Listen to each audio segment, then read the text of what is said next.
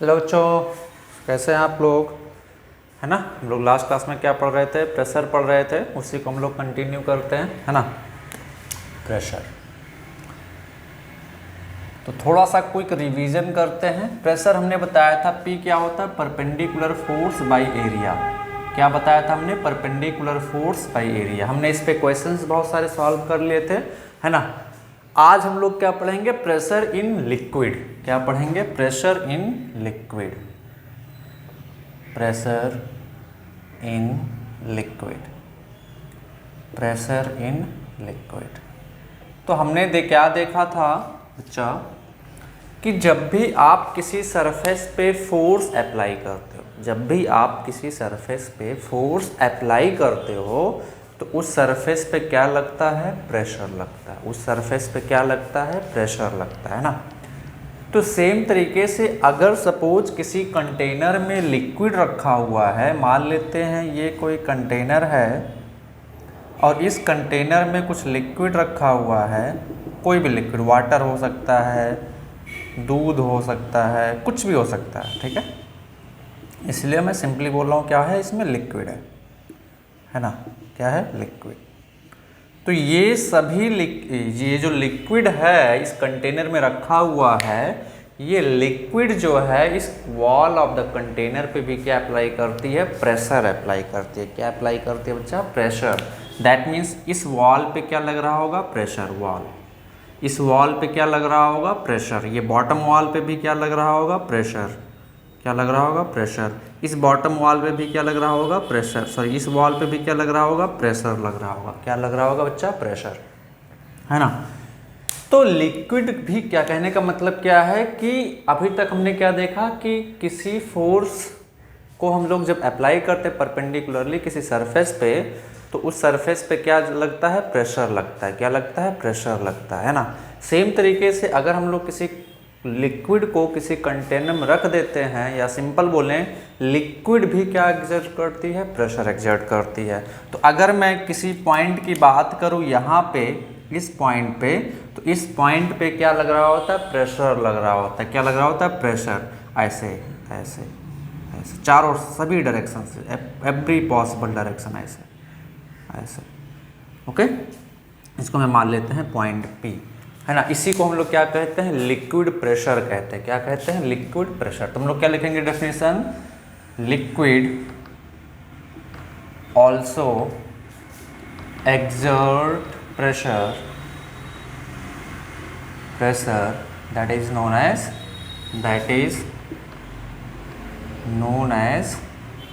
liquid pressure. Liquid pressure, that is known as liquid pressure, है ना।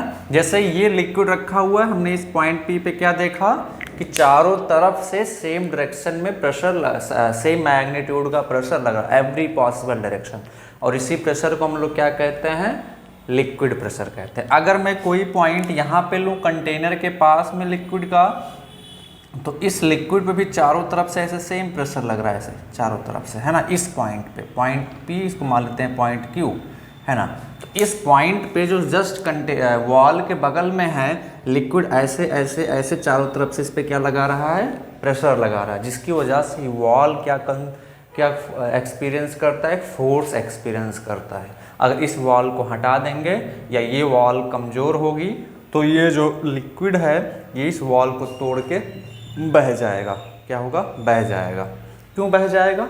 क्योंकि इस कंटेनर की इस वॉल पे जो लिक्विड रखा हुआ है, इस कंटेनर में क्या अप्लाई कर रहा है बच्चा? प्रेशर अप्लाई कर रहा है ना।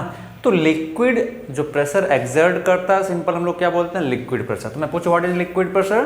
तो pressure exerted by liquid is known as liquid pressure. Okay, तो हम लोग एक और इंपॉर्टेंट पॉइंट यहाँ पे लिखना चाहिए हम लोगों को, क्या कि प्रेशर एक्सर्टेड बाय लिक्विड, क्या लिखेंगे? Pressure exerted by liquid, pressure exerted by liquid at a point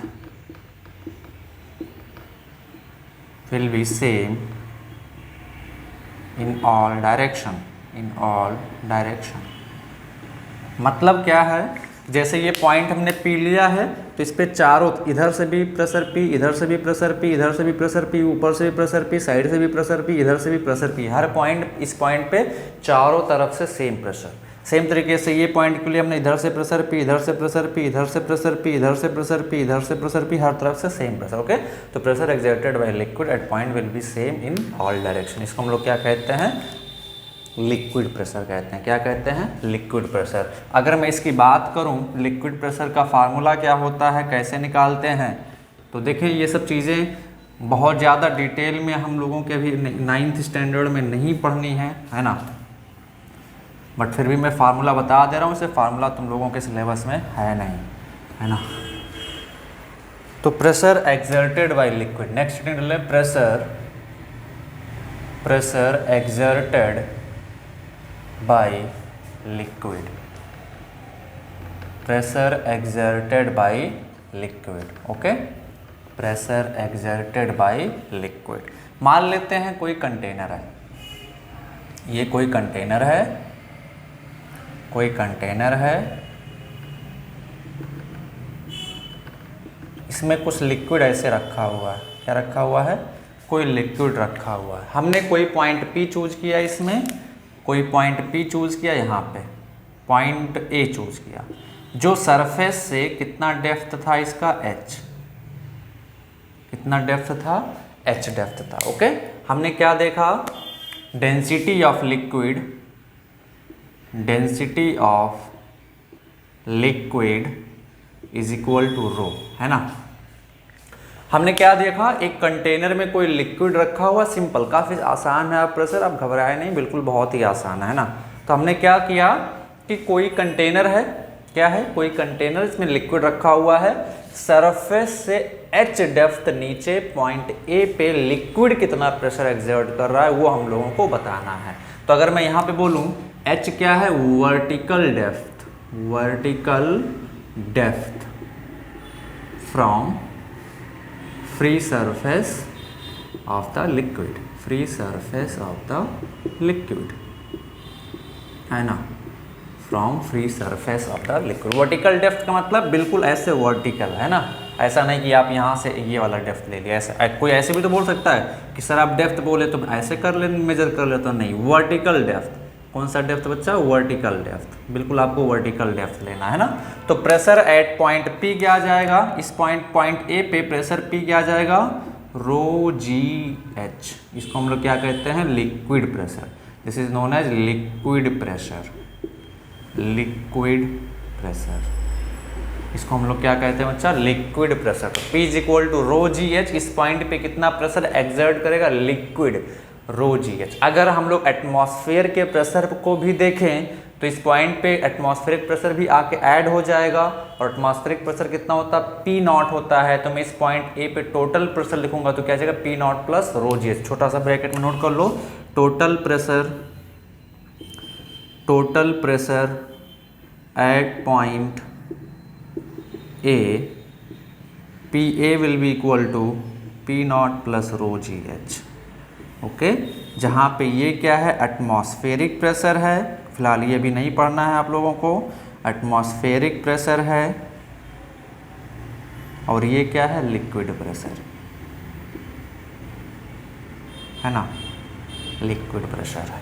ठीक है, तो पॉइंट A पे अगर हम लोग टोटल प्रेशर देख रहे हैं, अगर पॉइंट A पे हम लोग टोटल प्रेशर देख रहे हैं तो क्या हो जाएगा? इस पॉइंट पे एटमॉस्फेयर कितना प्रेशर लगा रहा है, प्लस इस पॉइंट पे लिक्विड कितना प्रेशर एक्सर्ट कर रहा है, तो P नॉट प्लस रो जी एच। हम लोगों को अभी सिर्फ लिक्विड प्रेशर पढ़ना है। तो पॉइंट A पे लिक्विड की वजह से प्रेशर कितना होगा? P is equal to rho ji H. Okay, P is equal to rho ji h. अब यहाँ पे कुछ इंपॉर्टेंट पॉइंट नोट करना है। रो क्या है? Density of the liquid. H क्या है? Vertical depth of the depth from free surface of liquid. ये इंपॉर्टेंट पॉइंट है। H क्या है बच्चा? इंपॉर्टेंट पॉइंट है, ये चीज आप नोट रखेंगे, है ना। H क्या है? H क्या है? Vertical depth from free surface of the liquid, free surface of liquid, vertical depth from free surface of the liquid, है ना। तो अब ध्यान से देखें, एच का वैल्यू जितना ज़्यादा होगा प्रेशर उतना ज़्यादा होगा। दैट मीन जितना नीचे आप जाएंगे लिक्विड में, जितना नीचे जाएंगे प्रेशर उतना ही ज़्यादा बढ़ेगा। तो हम लोग सिंपली बोल रहे हैं when H increases pressure decreases and when H decreases pressure decreases. Okay, जल्दी से फटाफट नोट कर लो, फटाफट फटाफट।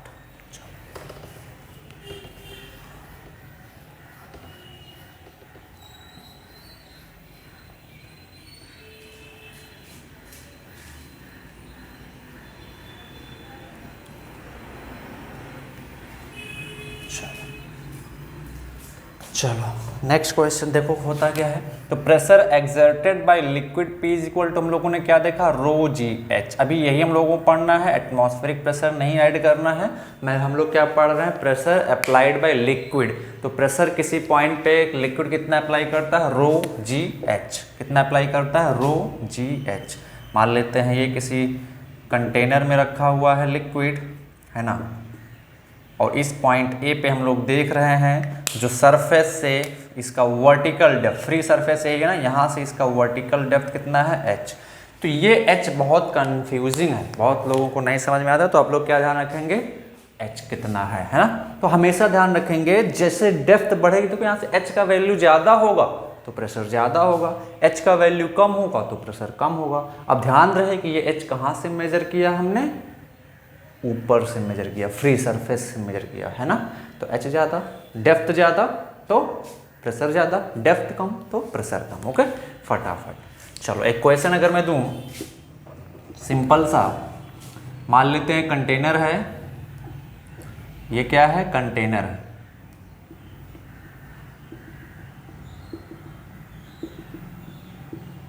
मैंने लिया एक पॉइंट ए और एक यहाँ पे लिया पॉइंट बी, है ना। तो बताओ कहाँ पे प्रेशर ज़्यादा होगा। Option A, pressure at A greater than pressure at B.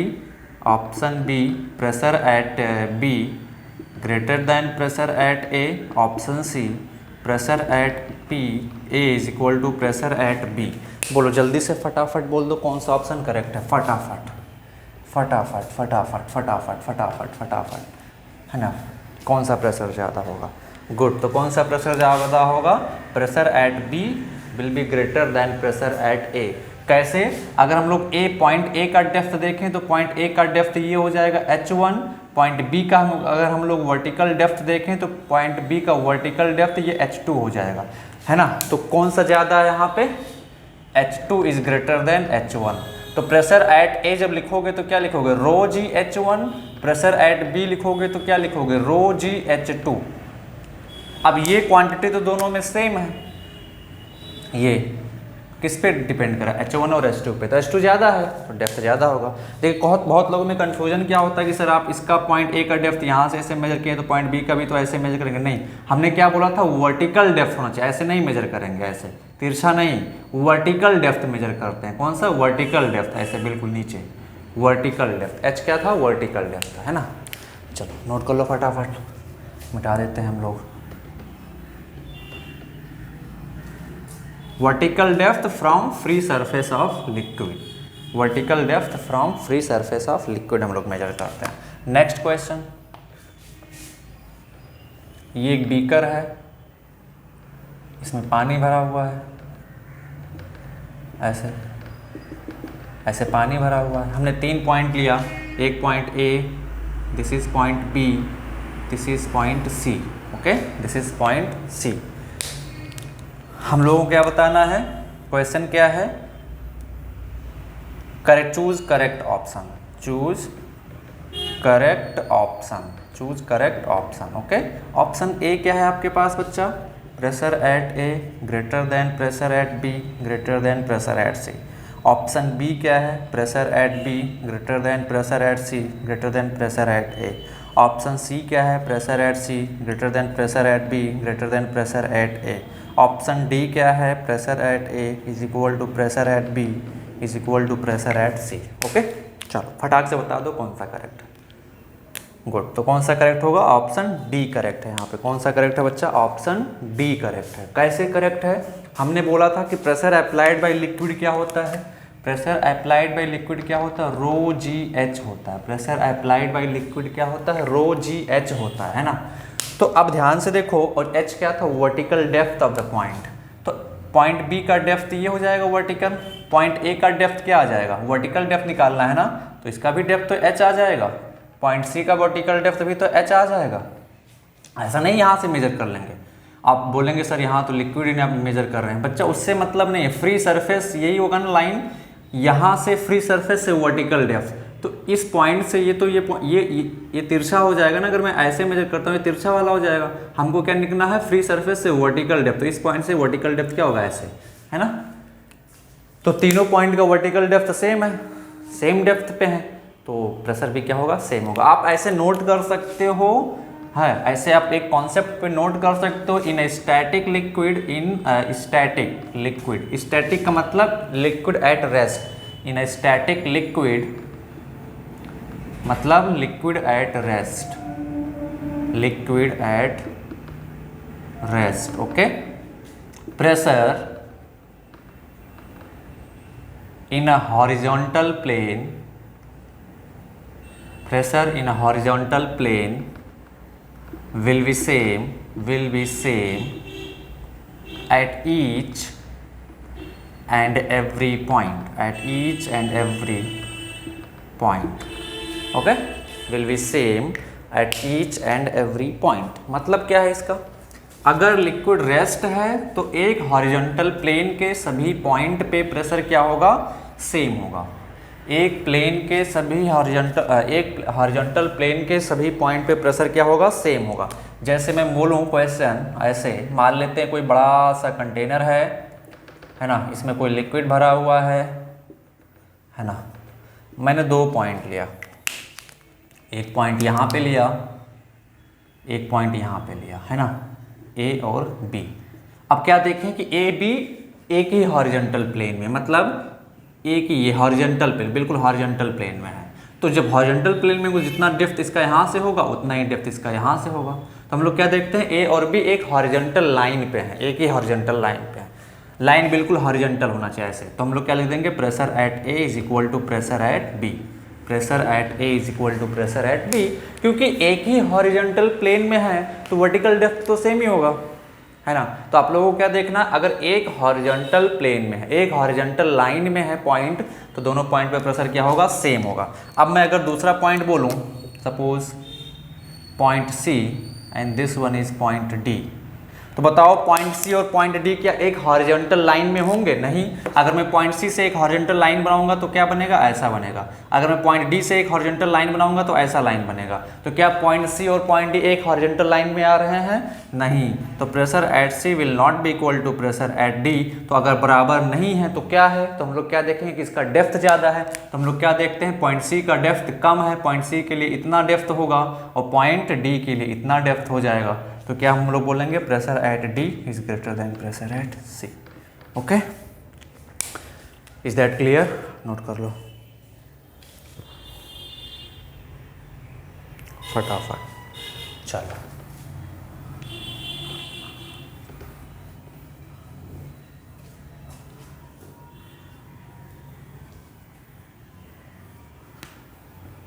अब हम लोगों ने देखा होगा, तो हम लोग देखें factors on which liquid pressure depends, factors on which liquid pressure depends, okay. तो पहला हम लोग लिक्विड प्रेशर की वजह से मान लेते हैं कोई कंटेनर है ना, कंटेनर आपको बार बार बनाना है ना। कोई कंटेनर है, इसके किसी पॉइंट पे मान लेते हैं, इस पॉइंट ए पे जिसका वर्टिकल डेप्थ h है, प्रेशर कितना होगा बोलो, P is equal to rho ji h. तो यहाँ पे कौन कौन से टर्म इन्वॉल्व है, पहला तो रो को क्या कहते हैं, density of the liquid.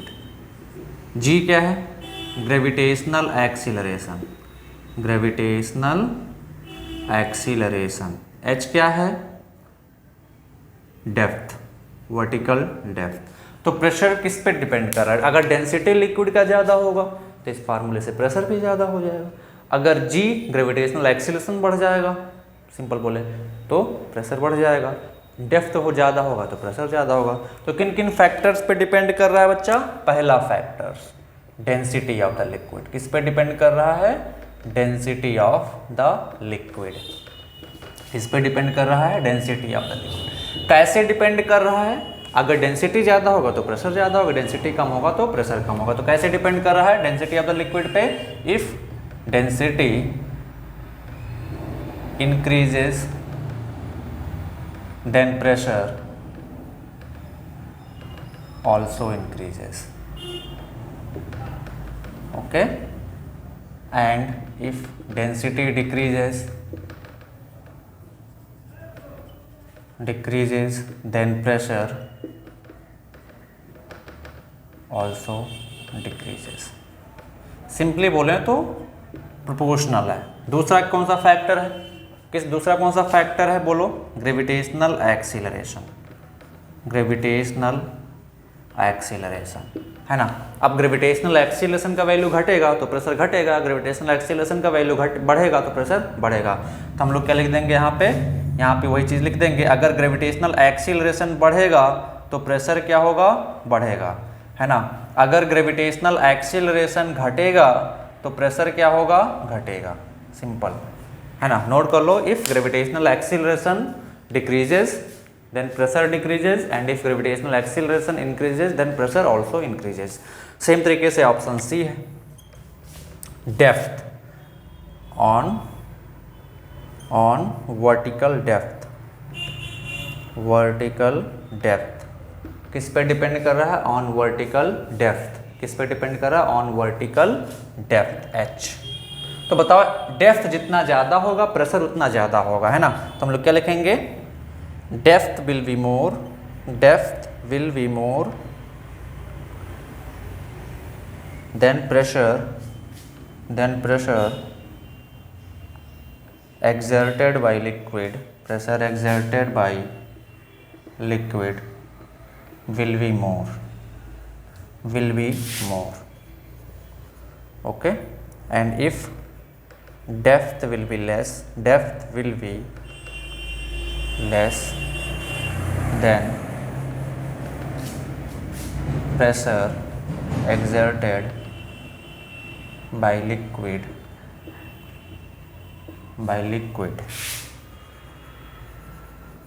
will be less, okay.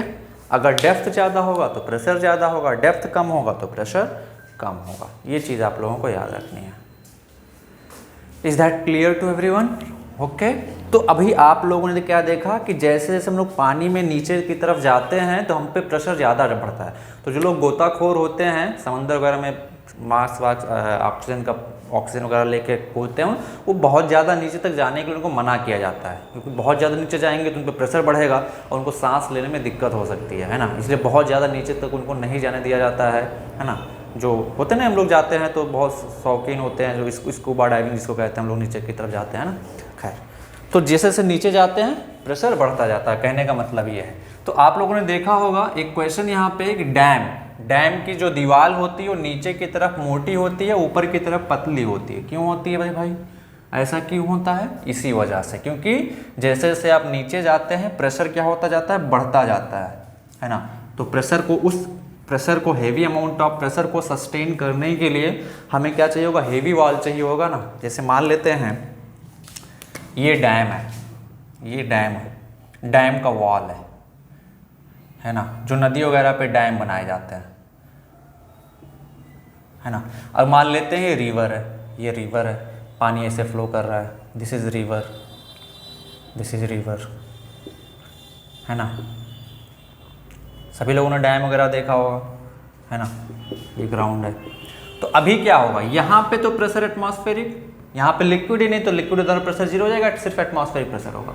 यहाँ पे प्रेशर और बढ़ गया, यहाँ पे प्रेशर और बढ़ गया, यहाँ पे प्रेशर और बढ़ गया, यहाँ पे प्रेशर और बढ़ गया, यहाँ पे प्रेशर और बढ़ गया, और बॉटम पे सबसे ज़्यादा प्रेशर। तो जैसे जैसे हम लोग नीचे जा रहे हैं प्रेशर क्या हो रहा है? बढ़ रहा है। तो बताओ यहाँ इस पॉइंट पे, इस वॉल पे कम फोर्स लगेगा, इस पॉइंट पे ज़्यादा प्रेशर तो ज़्यादा फोर्स लगेगा, इस पॉइंट पे कम प्रेशर ज़्यादा फोर्स तो ज़्यादा फोर्स लगेगा। तो जैसे जैसे नीचे जा रहे हैं प्रेशर ज़्यादा होता जा रहा है, बढ़ता जा रहा है, तो क्या हो जाएगा, अगर नीचे वाला वॉल मजबूत नहीं है ये वाला पोर्शन का, तो ये पोर्शन तो टूट के बह जाएगा। तो हम लोग करते क्या है, इसको वॉल को, डैम की वॉल को ऐसे बना देते हैं। तुम जो आए जिंदगी में, ऐसे बना देते हैं। This is damn. अब ध्यान से देखो, नीचे प्रेशर ज़्यादा, यहाँ पे इस रीजन में प्रेशर ज़्यादा प्रेशर ऐसे एग्जर्ट कर रहा है, तो वॉल भी मोटी है, ज़्यादा मजबूत। आओ आओ तुम आओ आओ ऐसा बोलेगा, है ना। यहाँ पे प्रेशर कम, तो यहाँ पे बिल्कुल पतला है, जाओ, है ना।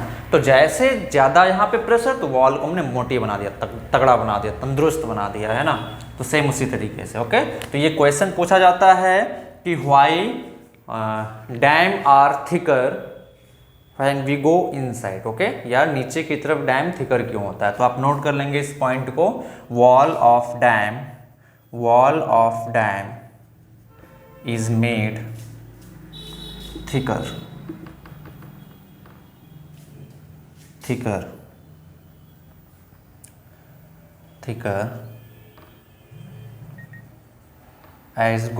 as we go down, because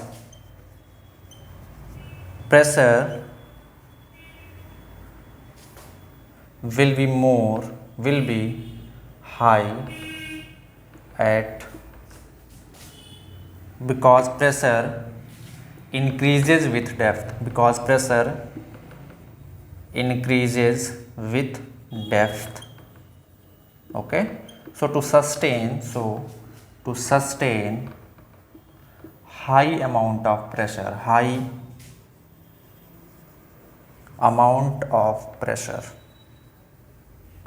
wall is made thicker, okay. Is that clear? Note कर लो फटाफट, चलो।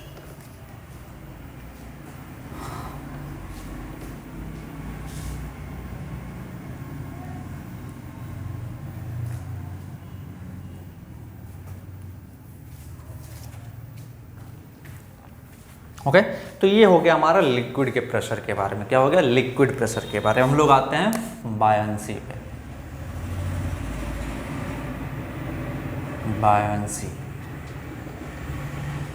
बायंसी क्या है, आप लोगों ने देखा होगा जब भी हम लोग पूल वूल में जाते हैं तो किसी भारी सामान को पानी के अंदर आसानी से हम लोग उठा सकते हैं। सपोज कोई बड़ा सा पत्थर है, कोई बहुत बड़ा पत्थर है, उसको अगर हम लोग ऐसे उठाएं, एयर में उठाएं, तो बहुत भार हो सकता है कि हम लोग ना उठा पाएँ। लेकिन सेम पत्थर को अगर हम लोग वाटर के अंदर उठाएं तो वो आसानी से उठ जाती है। क्यों? क्योंकि वाटर के अंदर उसका वेट क्या हो जाता है, कम हो जाता है। क्या हो जाता है बच्चा, कम हो जाता है। क्यों कम हो जाता है? क्योंकि उस पर एक अपवर्ड फोर्स लगता है। कौन लगता है? लिक्विड लगाते हैं, जिसको हम लोग क्या बोलते हैं, बायोंट फोर्स या अपथ्रस्ट। उसी बायोंट फोर्स या अपथ्रस्ट की वजह से किसी भी लिक्विड के अंदर कोई भी ऑब्जेक्ट हम लोगों को हल्की लगती है। ओके, तो इसको हम लोग क्या कहते हैं, बायोंट फोर्स। क्या कहते हैं बच्चा लोग, बायोंट फोर्स। ओके, तो बायोंट फोर्स हम लोग कैसे डिफाइन करेंगे, व्हेन एन ऑब्जेक्ट, लिखें सभी लोग, when an object is immersed in a liquid, then an upward force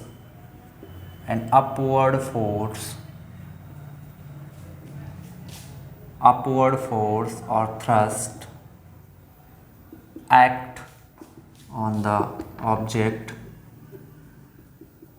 in upward direction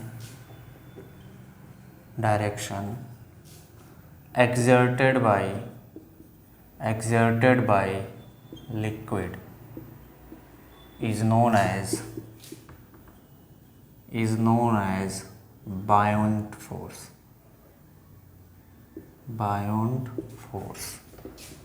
या इसी को क्या बोलते हैं, अपथ्रस्ट भी बोलते हैं, बायोंट फोर्स और अपथ्रस्ट।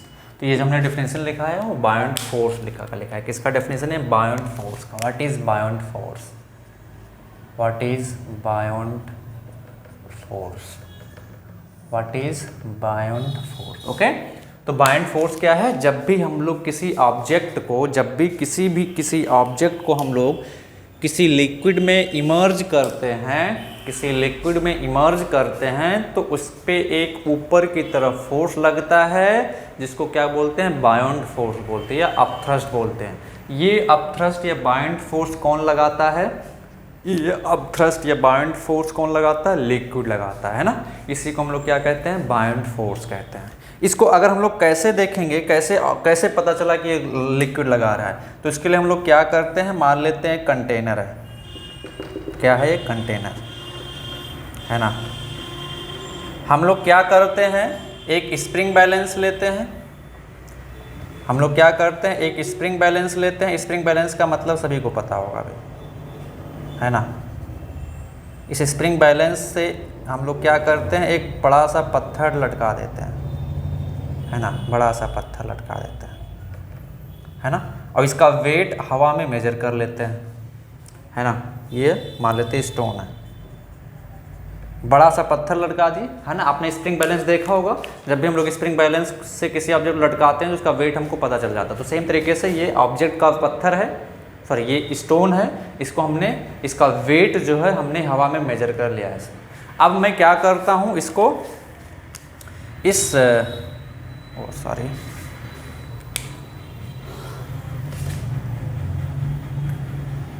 चीज़ को करते क्या है, इस कंटेनर के अंदर जो लिक्विड से भरा हुआ है ना, इसके अंदर धीरे धीरे डालने की कोशिश करते हैं, है ना, इसके अंदर।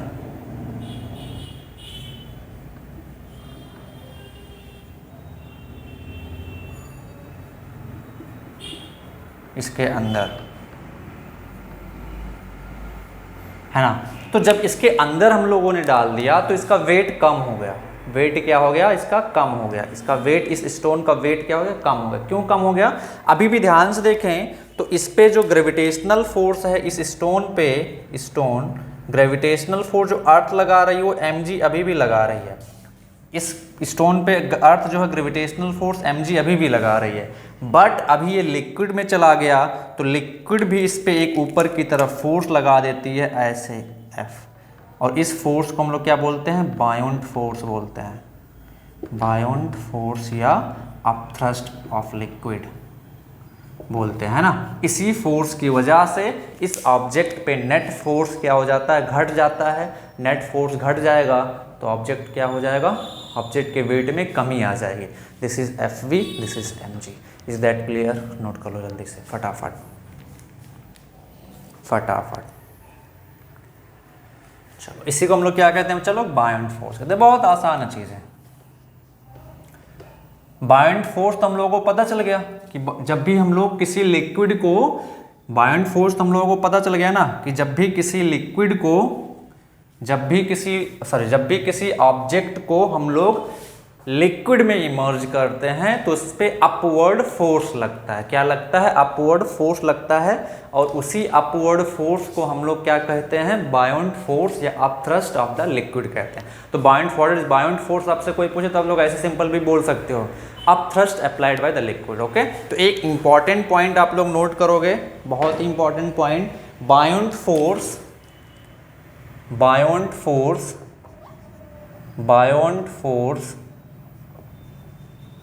will always act in upward direction. Buoyant force will always act in upward direction. Okay, buoyant force will always act in upward direction. जैसे एग्जाम्पल के लिए मान लेते हैं ये कोई कंटेनर है। क्या है ये, कोई कंटेनर है। हमने इसमें कोई स्टोन डाला जो आधा डूबा हुआ आधा बाहर है, ऐसे आधा ये डूबा हुआ है आधा ये बाहर है। तो ये भी इस पे बायोंट फोर्स किधर लगेगा बच्चा, इस पे बायोंट फोर्स ऊपर लगेगा ऐसे, Fb बायोंट फोर्स। बायोंट फोर्स किधर लगेगा, ऊपर, इसको अपथ्रस्ट भी कहते हैं। अगर हम लोग पत्थर को ऐसे ऐसे डाल दिए, डजेंट मैटर पत्थर कितना अंदर है, डजेंट मैटर पत्थर कितना अंदर है लिक्विड के, मान लेते इसे पूरा डाल दिया इसे अंदर, है ना, तो भी इस पे बायोंट फोर्स किधर लगेगा, ऊपर की तरफ, ऊपर की तरफ ऐसे।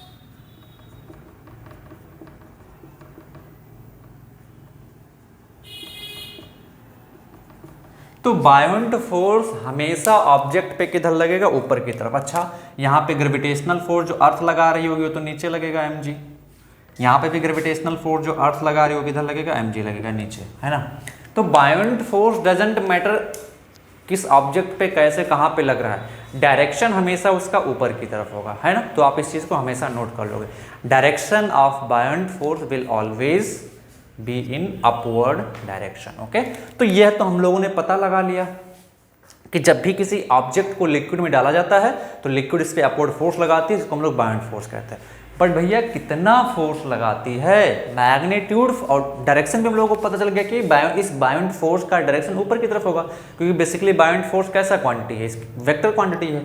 तो डायरेक्शन और बायोंट फोर्स क्या है और उसका डायरेक्शन तो हम लोगों को पता चल गया, बट भैया मैग्नीट्यूड कैसे निकालें, कैसे पता चलेगा कि लिक्विड कितना फोर्स लगा रहा है जब उसको ऑब्जेक्ट को हम लोग लिक्विड में डाल रहे हैं। तो एक साइंटिस्ट थे आर्किमिडीज, कौन थे, आर्किमिडीज।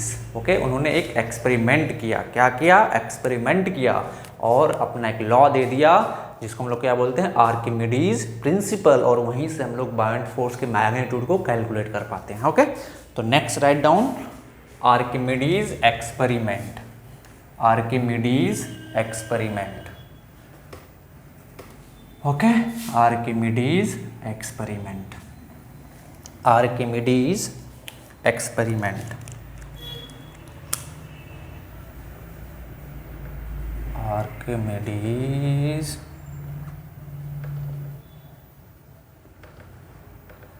एक्सपेरिमेंट।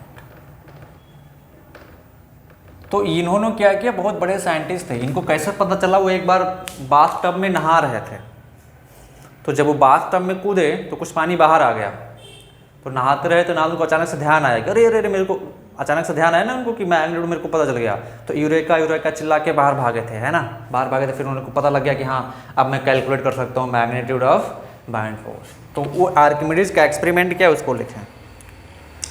देखिए उसके लिए उन्होंने क्या किया, क्या क्या चीज़ें लगेंगी, सबसे पहले क्या क्या चीज़ें लगेंगी, तो क्या क्या चीज़ें लिखेंगी, लिखें। पहला उन्होंने क्या चाहिए होगा, stone, thread and spring balance, spring balance. Okay, और क्या चाहिए होगा, बीकर, 2 बीकर। ओके, स्टोन हो गया, थ्रेड हो गया, स्प्रिंग बैलेंस हो गया, 2 बीकर हो गया, है ना, ये इनको सामग्री चाहिए होगी। तो उन्होंने क्या किया, सबसे पहले दूसरा स्टेप क्या था, सबसे पहले उन्होंने क्या किया कि ये जो स्टोन था इर्रेगुलर शेप का, इसका वेट इन्होंने क्या किया, एयर में मेजर कर लिया, इसके वेट को इन्होंने क्या किया, एयर में मेजर कर लिया, है ना। इस स्प्रिंग बैलेंस से स्टोन का वेट उन्होंने एयर में मेजर कर लिया, स्प्रिंग बैलेंस स्टोन, है ना। ऑब्वियस सी बात है, ये तो हम लोग कर ही सकते हैं, किसी ऑब्जेक्ट के वेट को मेजर करना तो हम लोग क्या करते हैं, उसको स्प्रिंग बैलेंस से लटका के नोट कर लेते हैं। तो इसका वेट, इन्होंने इस स्टोन के वेट को क्या किया, स्प्रिंग बैलेंस से मेजर कर लिया। फिर क्या किया उन्होंने, फिर क्या किया उन्होंने, फिर उन्होंने क्या किया, इस स्टोन के वेट को उन्होंने लिक्विड में मेजर किया। क्या मेजर किया, लिक्विड में मेजर किया, ऐसे। ये तो पहला स्टेप हो गया। दूसरा स्टेप क्या था, नोट करते रहेंगे, ठीक है। दूसरा स्टेप क्या था, उन्होंने इस स्टोन के वेट को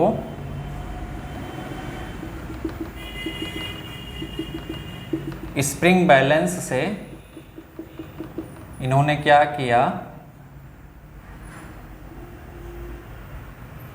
कंप्लीटली सबमर्ज करके, ऐसा ऐसा ऐसे इन्होंने क्या मेजर कर लिया, लिक्विड में मेजर कर लिया। तो पहला स्टेप क्या लिखेंगे, measured the weight of stone in air. दूसरे स्टेप में उन्होंने क्या किया, मेजर्ड वेट ऑफ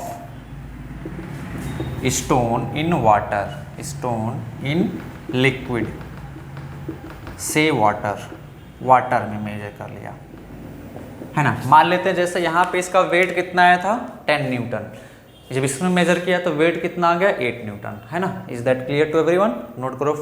फिर इन्होंने क्या किया कि वेट में तो कमी आ गया, है ना। अब क्या किया इन्होंने, कितना कमी आया तो बाउंड फोर्स कितना लग रहा है, उसके बाद उन्होंने कैसे लगाया, है ना। नोट करो इतना जल्दी से फटाक से। चलो अब हम लोग क्या देखते हैं,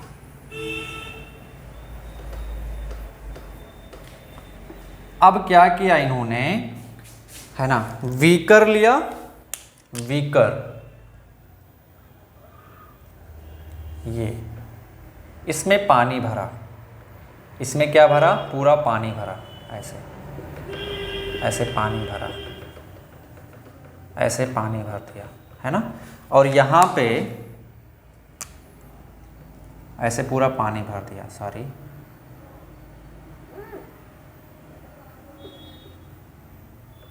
और यहाँ पे इन्होंने क्या किया, छोटा सा छेद कर दिया ऐसे, यहाँ पे जस्ट ऊपर, ऐसे जस्ट ऊपर, और यहाँ से एक पाइप लगा दिया इन्होंने ऐसे, जो किधर गया था, दूसरे बीकर में गया था, सेकंड बीकर, है ना। अब क्या हुआ, इसमें जब इन्होंने इस स्टोन को डाला, जब इन्होंने इसमें इस स्टोन को डाला, तो जब भी ध्यान दें कि जब भी स्टोन को डालेंगे तो क्या करेगा, लेवल ऑफ वाटर राइज कर जाएगा। ऑब्वियस भी आता, आपने देखा होगा कि जब भी मान लो एक बाल्टी में पानी रखा हुआ है, आपने उसमें सपोज तरबूज डाल दिया या आम डाल दिया, तो पानी का लेवल ऊपर की तरफ राइज कर जाता है ना। तो सेम तरीके से जब इन्होंने इसमें स्टोन को डाला ऐसे, स्टोन को डाला इसके अंदर, ऐसे स्टोन को कंप्लीटली सबमर्ज किया, ठीक है, तो वाटर लेवल क्या हुआ, राइज कर गया। अब वाटर लेवल जब राइज करेगा, ऐसे ऊपर की तरफ जब राइज करेगा, ऐसे राइज करना चाहेगा ना, ऐसे राइज करना चाहेगा, तो यहाँ पे तो छेद है, तो ये नीचे गिर जाएगा, है ना, इस पाइप से नीचे आ जाएगा। तो जितना वाटर राइज करना था उतना किधर आ जाएगा, कलेक्ट होके इसमें इधर आ जाएगा, ऐसे इसमें आके कलेक्ट हो जाएगा ऐसे। तो ये जो इसमें कलेक्ट हुआ, इसको हम लोग क्या कहते हैं, डिस्प्लेस्ड वाटर, क्योंकि जब भी स्टोन को हम लोग इस कंटेनर में डालेंगे तो वाटर डिस्प्लेस होगा ना, लेवल राइज करेगा, तो उसको हम लोग क्या कहते हैं, इसने कुछ वाटर डिस्प्लेस कर दिया। कितना वाटर डिस्प्लेस कर देगा, कंप्लीटली सबमर्ज है, तो जितना इसका वॉल्यूम है उतना वाटर डिस्प्लेस करेगा। सिंपल सी बात है, आपको खड़े होने के लिए कितनी जगह चाहिए, जितना आपका वॉल्यूम है। सिंपल बात करें, स्पेस में कोई भी ऑब्जेक्ट उतना ही जगह ऑक्युपाई करती है जितना उसका वॉल्यूम है। आप एक बुक लेके आते हैं, है ना, मान लीजिए आपके पास एक तरबूज है, तरबूज को आप फ्रिज में डालना चाहते हो, तो कितना स्पेस ऑक्युपाई करेगी, जितना उस तरबूज का वॉल्यूम है। तो सेम तरीके से जब इसको हम लोग डालेंगे लिक्विड के अंदर, तो ये अपना क्या करेगा, अपना जगह बनाने के लिए आसपास के लिक्विड को हटाएगा ना, दूर भगाएगा ना, तो लिक्विड क्या करेगा, राइज कर जाएगा ऊपर। तो उसको हम लोग क्या कहते हैं, डिस्प्लेस्ड लिक्विड, क्या बोलते हैं, लिक्विड। या सिंपली बोलें, जब हम लोग इस स्टोन को डालते हैं तो क्या हो जाता है, डिस्प्लेस हो जाता है। तो तीसरा पॉइंट क्या हो जाएगा, है ना, when stone is completely submerged in liquid, then some liquid is displaced, okay. और जो लिक्विड अब डिस्प्लेस होगा तो ऊपर की तरफ राइज करेगा, तो ऊपर की तरफ राइज करेगा, तो यहाँ पे तो छेद कर दिया जस्ट ऊपर हमने, तो लिक्विड नीचे आ जाएगा। तो ये जो लिक्विड है, ये चीज़ क्या है, डिस्प्लेस्ड लिक्विड है। ये चीज़ क्या है, डिस्प्लेस्ड लिक्विड है। नोट करते रहेंगे, displaced liquid, this one is displaced liquid. अब क्या किया उन्होंने, है ना, लिक्विड इज डिस्प्लेस्ड। अब तीसरा पॉइंट क्या किया उन्होंने, फोर्थ पॉइंट उन्होंने क्या किया, ये जो लिक्विड डिस्प्लेस हुआ था, इसके वेट को उन्होंने मेजर कर लिया, okay. He measure the weight of the displaced liquid, displaced liquid, measure the weight of the displaced liquid. बाप रे, चमत्कार हो गया, चमत्कार। जैसे ही इन्होंने इस डिस्प्लेस्ड लिक्विड के वेट को मेजर किया, चमत्कार हो गया। क्या हो गया? चमत्कार हो गया। उनको यह पता लगा कि अरे ये तो इसके बराबर आ गया। किसके बराबर आ गया? किसके बराबर आ गया? जितना इसके वेट में कमी हुआ था। जैसे एयर में जब इस स्टोन के वेट को मेजर किया था तो कितना आया था? 10 न्यूटन। इसमें वाटर लिक्विड में मेजर किया तो कितना आया? 8 न्यूटन। 2 न्यूटन का कमी हुआ ना, तो इसका वेट 2 न्यूटन आ गया। चमत्कार हो गया। तो इससे क्या पता चला उन्होंने कि जो बायोंट फोर्स लिक्विड अप्लाई कर रहा है वो किसके बराबर है? 2 न्यूटन के ऊपर की तरफ, वही 2 न्यूटन का कमी आ रहा है ना।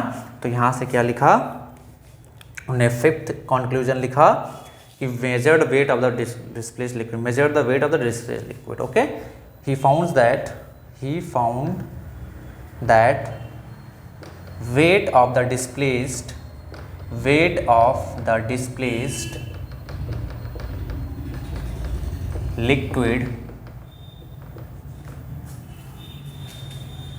is equal to, नोट करो यहाँ तक, weight of the displaced liquid is equal to weight of the displaced, he found that weight of the displaced liquid is equal to decrement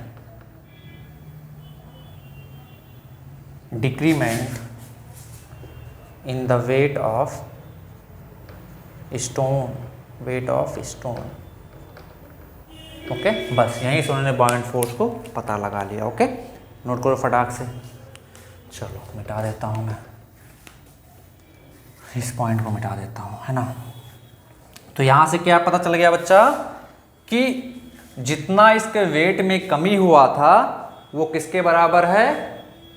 wait of the displaced liquid के। उसी को हम लोग क्या बोलते हैं? बायोंट फोर्स के बारे में बोलते हैं। ओके, तो हम लोग क्या लिखेंगे यहाँ से क्या लिखेंगे बच्चा कि wait of the displaced liquid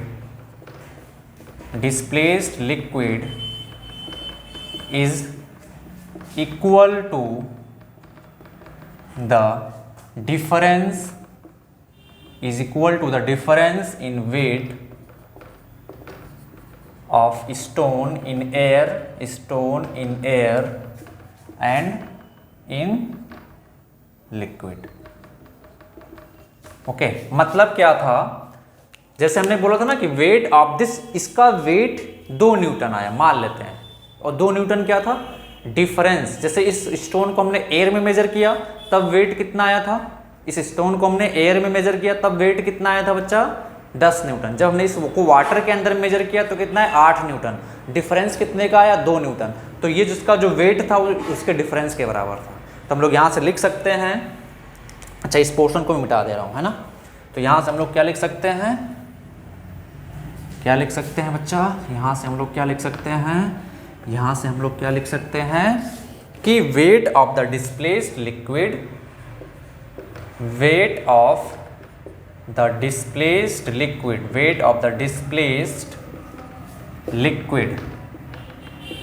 will be equal to difference of weight of stone in air and in liquid, है ना। तो मैं क्या लिख सकता हूँ? वेट ऑफ डिस्प्लेस्ड लिक्विड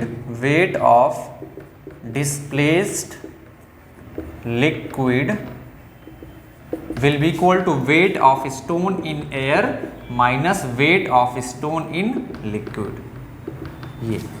ये चीज है ना, ये चीज,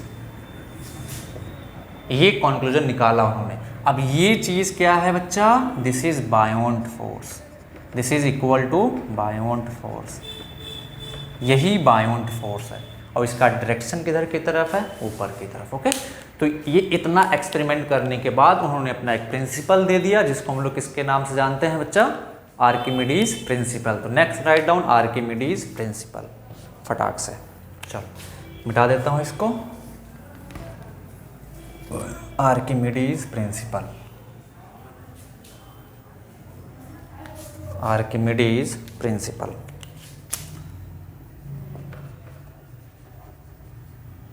आर्किमिडीज, स्पेलिंग नहीं देखेंगे मेरी, गलत हो सकता है, गलत हो सकता है प्रिंसिपल। तो अब हमने क्या देखा, इसी को जो उन्होंने देखा उसको आर्किमिडीज प्रिंसिपल के नाम से नाम दे दिया। कैसे? When an object is immersed in a liquid, okay, then buoyant force acting on it will be the equal to weight of the displaced liquid. Okay, इसको हम लोगों ने क्या कर दिया, इसके नाम से दे दिया। ओके, तो इस एक्सपेरिमेंट के बेसिस पे उन्होंने अपना लॉ दे दिया, अपना एक प्रिंसिपल बना दिया, इसको हम लोग क्या बोलते हैं, आर्किमिडीज प्रिंसिपल। तो उन्होंने क्या देखा था, लॉ को कैसे उन्होंने आर्किमिडीज प्रिंसिपल का लॉ आया, कैसे आया उसको आप देखें।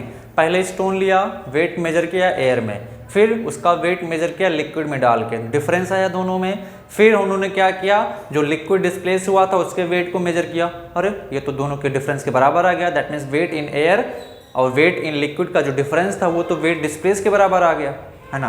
तो वही क्या था, बायोंट फोर्स था। तो ये तो पहले से पता था ना कि जब पत्थर को लिक्विड में डालेंगे तो उस पर अपवर्ड फोर्स लगेगा, तो यहाँ से उनको पता चल गया मैग्नीट्यूड ऑफ बायोंट फोर्स, जिसको उन्होंने क्या नाम दे दिया, क्या दे दिया, आर्किमिडीज प्रिंसिपल। उन्होंने क्या बोला कि when an object is completely और partially submerged in liquid it experiences an upward force that will be equal to the weight of the displaced liquid by it. Okay, चलो तो नोट करो Archimedes principle को। When an object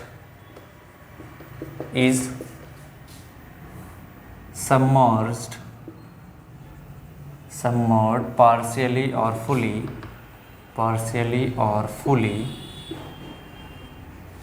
in a liquid, then it experiences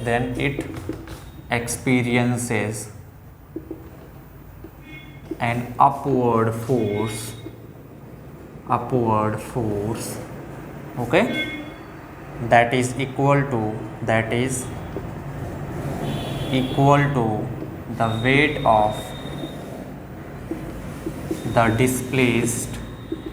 weight of the displaced liquid by the object. Okay, this is the Archimedes principle. When an object is submerged partially or fully in a liquid, then it experiences an upward force that is equal to the weight of the displaced liquid by the object. Weight of the displaced liquid underline करें, weight of the displaced liquid। जब भी किसी object को हम लोग liquid में submerge करते हैं तो क्या होता है, कुछ लिक्विड डिस्प्लेस हो जाता है ना। सिंपल सी बात है भाई। जैसे मान लेते हैं इस पूरे कंटेनर में लिक्विड रखा हुआ है, कहीं पे कोई जगह नहीं है ना। अब मान लेता हूँ मैं हमारे पास एक स्टोन है, ऐसा कुछ है ना। तो जब इसको इसमें डालोगे तो ये अपने वॉल्यूम के बराबर स्पेस इसमें ऑक्युपाई करेगा, है ना। तो जैसे मान लेते हैं हमने इसको इसके अंदर डाल दिया ऐसे, तो अभी इतनी जगह में जो लिक्विड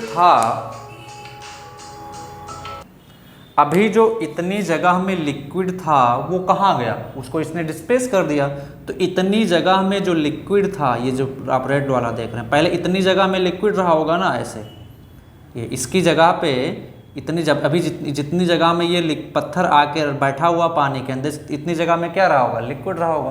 तो वो लिक्विड क्या हो गया, डिस्प्लेस हो गया। क्या हो गया, डिस्प्लेस हो गया, है ना।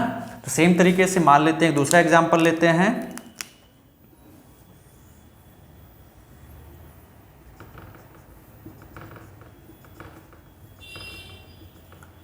ये है ना, मान लेते हैं हमारे पास ऐसा कुछ पत्थर है, ये है ना। इसको हमने इसके अंदर डाला तो ये ऐसे कुछ फ्लोट करने लगा, ऐसा कुछ। तो अभी ध्यान से देखो, इतनी जगह पे इसके नीचे इतने पोर्शन में क्या था, लिक्विड था। तो अभी इतनी जगह का लिक्विड क्या हो जाएगा, डिस्प्लेस हो जाएगा। क्या हो जाएगा, डिस्प्लेस हो जाएगा, है ना। तो इसको हम लोग क्या बोलते हैं, डिस्प्लेस्ड लिक्विड। तो यहाँ पे कंप्लीटली सबमर्ज है तो कितना लिक्विड डिस्प्लेस होगा, जितना इसका वॉल्यूम होगा। यहाँ पे इतना पार्ट सिर्फ सबमर्ज्ड है, इतना पार्ट इसका सबमर्ज्ड है, यानी कि इतना पार्ट सबमर्ज्ड है, तो इसका जितना वॉल्यूम होगा उतना लिक्विड डिस्प्लेस होगा, इतना जिसका वॉल्यूम होगा उतना लिक्विड डिस्प्लेस होगा। तो हम लोग बोल सकते हैं कितना वॉल्यूम लिक्विड डिस्प्लेस होता है, जितना पार्ट ऑब्जेक्ट का सबमर्ज्ड होता है। सिंपल है ना। तो फिलहाल ये तो क्या था, wait of the displace liquid. Bound force किसके बराबर आ गया, wait of the displace liquid. ये आर्किमिडीज प्रिंसिपल था, आप इस पर नोट कर लो। नेक्स्ट लेक्चर में हम लोग बाउंड फोर्स पे क्वेश्चन करेंगे और इस चैप्टर को फिनिश करेंगे। ओके, मिलते हैं नेक्स्ट लेक्चर में।